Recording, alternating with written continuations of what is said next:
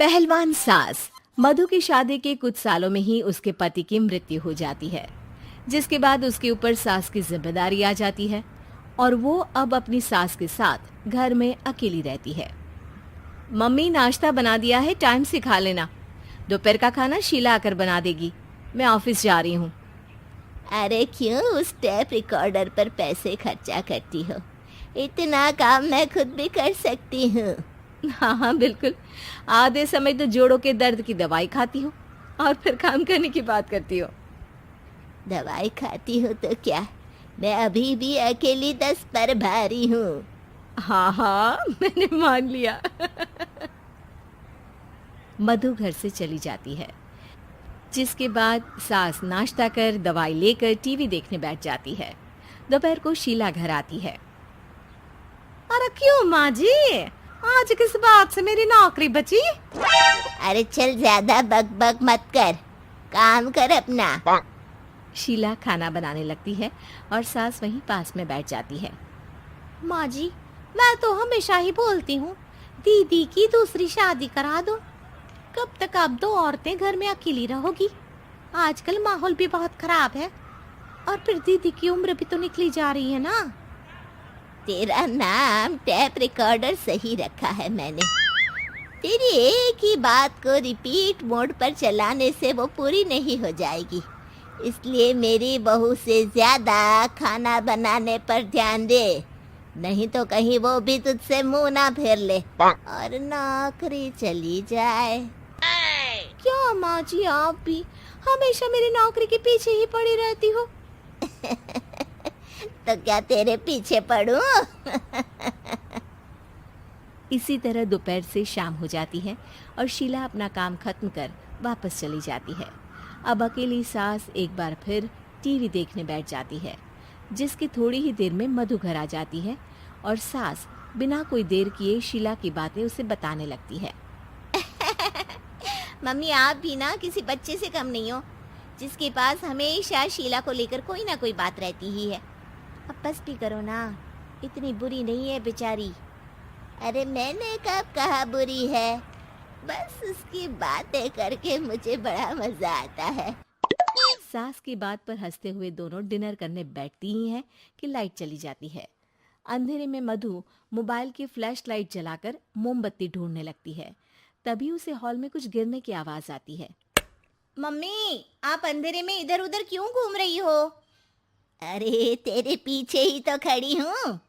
हाँ, अगर आप यहाँ हो तो वो हॉल में सामान कैसा गिरा? भूत आया। अरे मुझे क्या पता, जाकर देखना पड़ेगा ना। दोनों हॉल में जाते हैं, लेकिन वहां कोई नहीं होता। अब उन्हें कमरे में से सामान गिरने की आवाज आती है। लगता है ये भूत चोरी करने आया है, इसे वापस कब्र में पहुंचाना ही पड़ेगा। बस हाँ हाँ, आप ज्यादा ना 30 मार खा मत बनो, मैं पुलिस को फोन करती हूँ।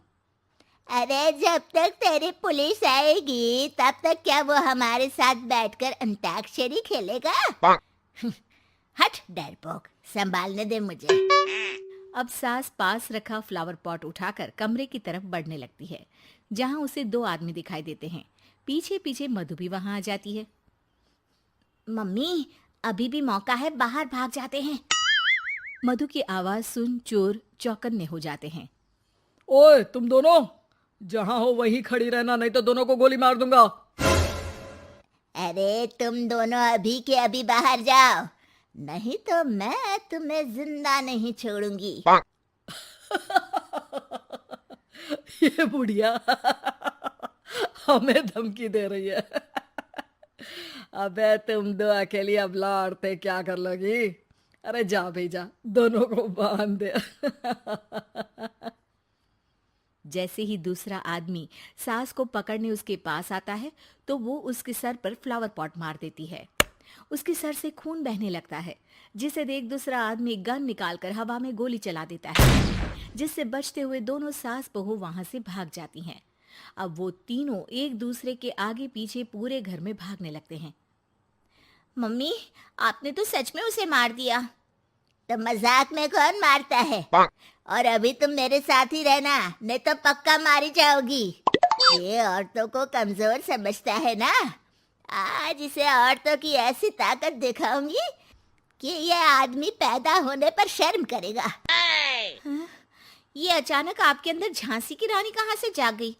वैसे तो हमेशा जोड़ों में दर्द बोलती रहती हो। अभी तुम्हें जान बचानी है या जोड़ों के दर्द की कहानी सुननी है? मधु और उसकी सास कमरे में जाकर दरवाजा अंदर से बंद कर लेते हैं, जिस पर चोर बाहर खड़ा दरवाजा बजाते हुए उन्हें आवाज लगाने लगता है। क्यों डर गई? अरे वैसे तो बहुत धमकी दे रही थी। गेट खोल अब बुढ़िया। अबे पागल, धमकी देने और होशियार होने में फर्क होता है, पर ये दिमाग वाले काम तुझे तो समझ में नहीं आएंगे। रुक, अभी तेरा दिमाग ही बाहर निकालता हूँ। ये कहते हुए चोर गोली चलाने ही वाला होता है कि सास अचानक दरवाजा खोलकर उसके मुंह पर परफ्यूम डाल देती है, जिससे चोर गन फेंककर दर्द से चिल्लाने लगता है। मम्मी, अरे बहुत दर्द हो रहा है, कोई बचाओ, इसे हटाओ प्लीज। मैं किसी को कुछ नहीं करूँगा। क्यों रे, क्या थोड़ा सा दर्द होते ही मम्मी मम्मी करने लगा? अभी तो औरतों को कमजोर बोल रहा था। भूलियो मत, एक औरत ने ही तुझे इस दुनिया में जन्म दिया है, और वो भी तुझे ये दर्द हो रहा है ना, उससे लाख गुना ज्यादा दर्द सहकर। इसलिए औरतों को दोबारा कमजोर भूल कर भी मत बोलियो। वाह मम्मी, आपका ये रूप तो मुझे पता ही नहीं था। आपने तो कमाल ही कर दिया।